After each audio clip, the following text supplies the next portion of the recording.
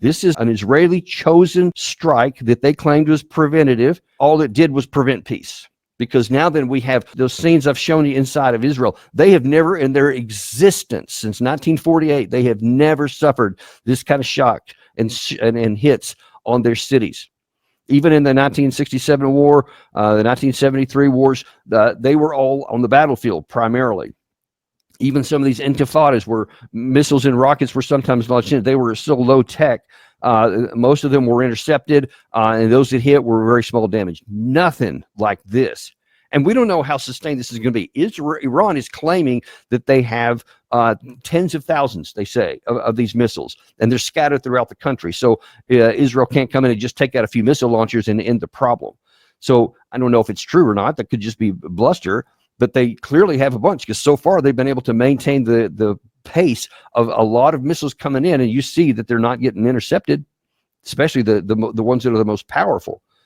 So this could get a lot worse, and it could go a lot further. Now, the question is going to be, what's going to happen next? We had Vladimir Putin called Trump, he called Israel, and he called Iran, and he's trying to say, we need to cool the jets here.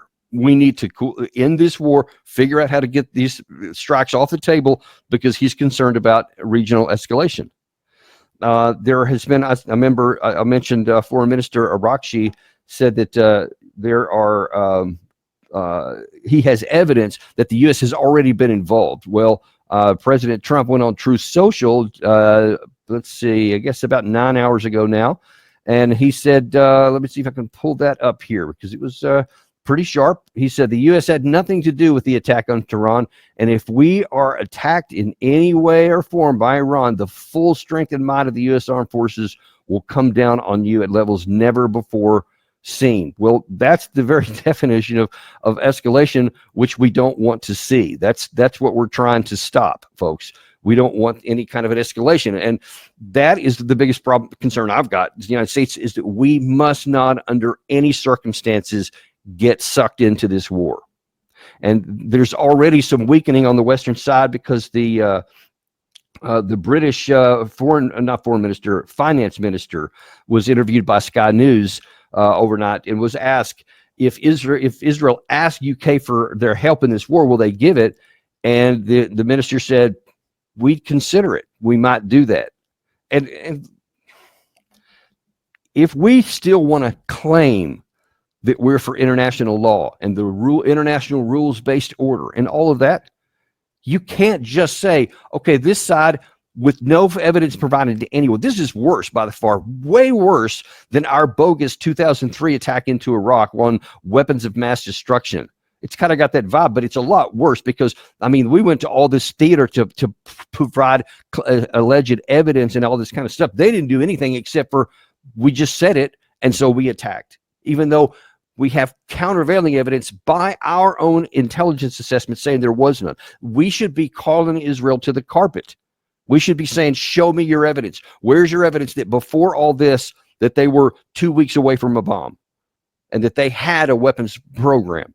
Don't just claim it. And I mean, something that could be independently verified. Your word is nothing. It doesn't count, because you have too many times just told flat out fables that were clearly evidently not true.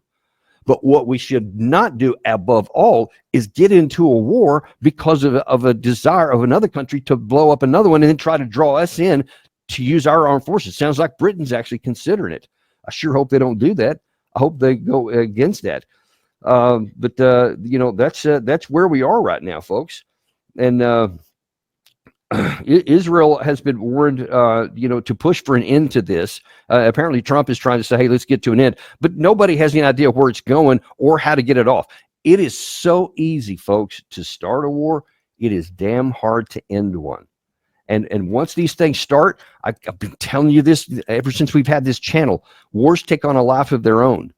You think that you have a good idea what you're going to do. See, I think a lot of people were seduced into thinking, okay, well, we hit Bashar al-Assad in Syria, going back to, I think the Obama did some, Biden did some, Trump has done some, and they think that you can come in and just one-off, hit a few missiles, and the other side's just going to roll over.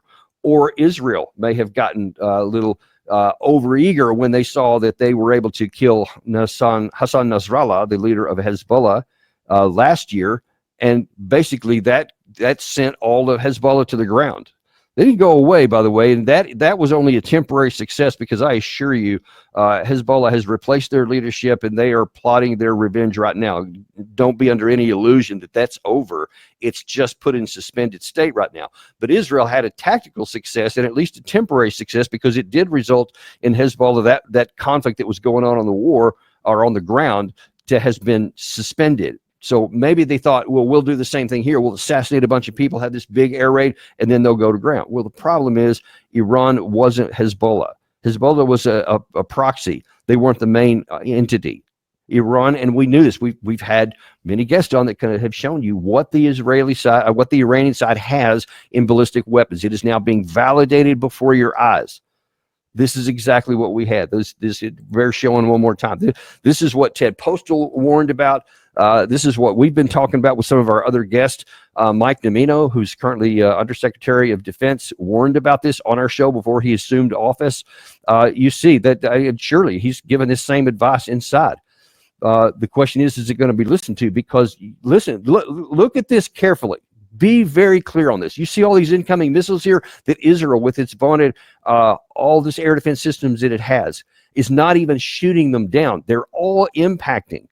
Guarantee you, folks, if we get into a war, if Trump makes good on his comment there, and if Iran does anything, he says we'll bring the whole fury down, we can, and there's no doubt we have a great deal of firepower to add on top of what Israel's doing. But now then all of a sudden those missiles are going to go off Israel onto us. And we have a lot of very vulnerable and very rich targets for Israel or Iran to attack should they decide to do so. My view is that they won't do so anytime soon. In fact, they won't preemptively attack the United States because they don't want to invite that fury. They've shown very clearly regime survival is their top priority. So they're not going to add a new fighter this because they're mad. But if we attack Iran, if we join in with this attack with Iran, then it is almost certain that Iran will turn those missiles against our bases, and we have no defense against it. In most of these smaller bases, we don't even have a token of it. We don't even have an Iron Dome top for like drones and that kind of thing. Some of them don't for those bigger drones.